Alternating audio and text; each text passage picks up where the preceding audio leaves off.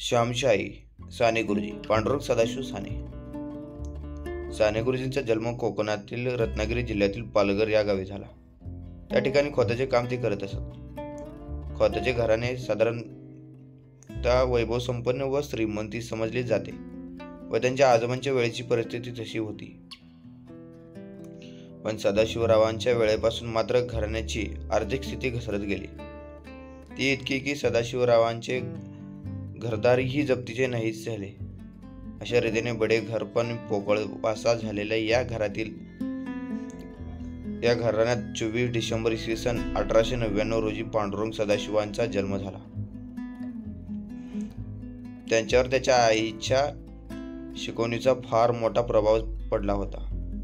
त्याच्या आईने त्याच्या बालमनावर जे विविध संस्कार केले त्यातूनच गुरुजींचा जीवन विकास झाला. त्यांनी इंग्रजी साहित्यामध्ये M.A. ही उच्च पदवी मिळाली होती. शिक्षण पूर्ण झाल्यावर त्यांनी अंमळनेर येथील प्रताप हायस्कूल येथे शिक्षक म्हणून 6 वर्ष 1924 ते 1930 नोकरी केली.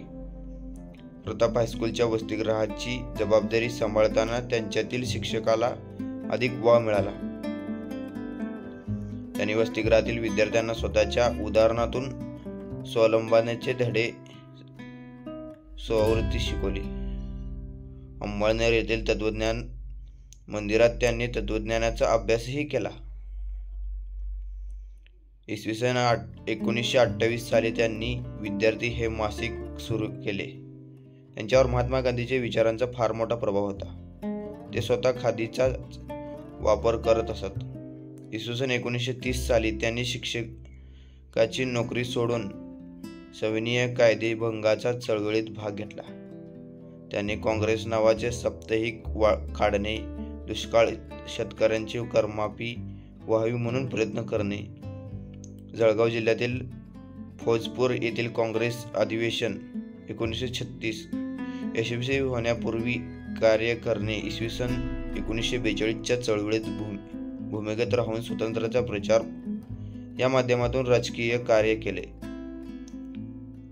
फौजपूर येथील अधिवेशनात महात्मा गांधीजींच्या विचारसरणीय अनुसरून त्यांनी मौला वाहने व ग्राम स्वच्छतेची इतर कामे केली. त्यांनी राष्ट्रसेवा दलाची स्थापना केली. पतिया त्यांच्या पहिल्या काव्यसंग्रहातून त्यांनी देशभक्तीपर कविता प्रसिद्ध झाल्या होत्या. त्यातील बालसागर, पोवे या सारख्या कवितांचा नागरिकांवरील वाढता प्रभाव लक्षात घेऊन ब्रिटिश सरकारने त्या काव्यसंग्रहाच्या प्रती जप्त केल्या.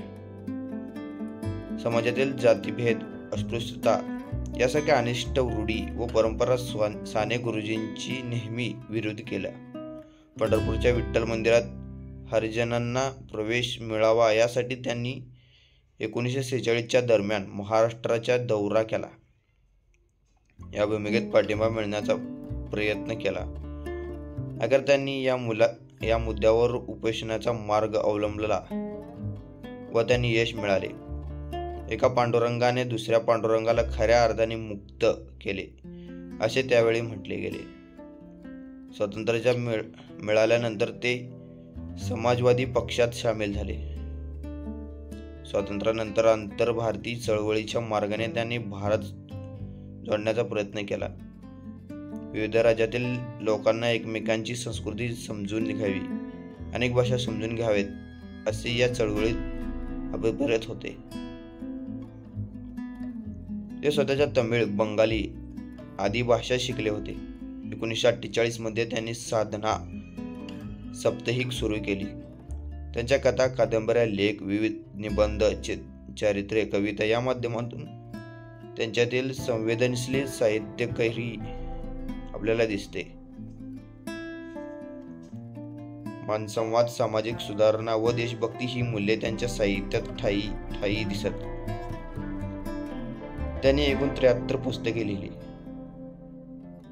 त्यांचे बहुतांश लेखन हे तुरुंगात असतानाच केले. श्यामशाई ही सुप्रसिद्ध कादंबरी त्यांनी नाशिकमधील तुरुंगात असताना लिहिली.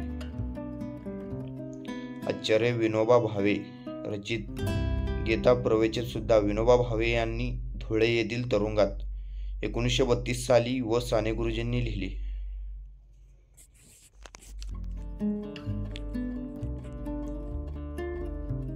याच धुळ्यातील तुरुंगात त्यांनी स्वातंत्र्य लढ्यातील सहभागाबद्दल सुमारे 15 महिन्याचा तुरुंगवास भोगला. तसेच पुढे बेंगळूर येथील तुरुंगात असताना त्यांनी तिरुवल्लीवर नावाच्या कवीच्या कुरल नावाच्या तमिळ महाकाव्याचे मराठीत भाषांतर केले.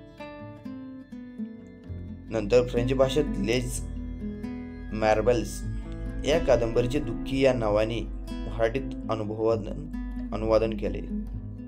डॉक्टर नेरी थॉमस या जगप्रसिद्ध मानववंशशास्त्रज्ञाच्या the story of human race या पुस्तकाचे मराठीत मानजातीचा इतिहास असे भाषांतर केले. वरील मनोरंजन हे मुलांचे जडेल नातीचे प्रभुष्टी त्याचे हे गुरुजी जीवनाचा सार होते. मनोरंजनातून मुलावर सुसंस्कार करण्यासाठी गुरुजी अनेक पुस्तके लिहिली. साने गुरुजींच्या भारतीय संस्कृतीच्या आणि हिंदू धर्माच्या निर्देशात प्रेम होते. त्यांनी भारतीय संस्कृती हा ग्रंथ लिहिला.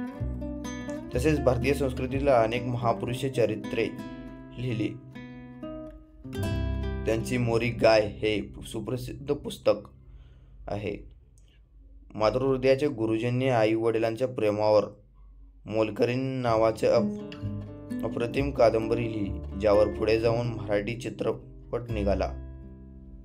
त्यांनी आपल्या प्रेमळ व्यक्तित्वाने पुढील पिढीतील अनेक थोर व्यक्तित्वे घडविले. उदाहरणार्थ S.M. जोशी, नाग गोरे, मधु दंडवते, गप्र प्रधान, प्रकाशभाई मोहाडीकर, प्रा.द.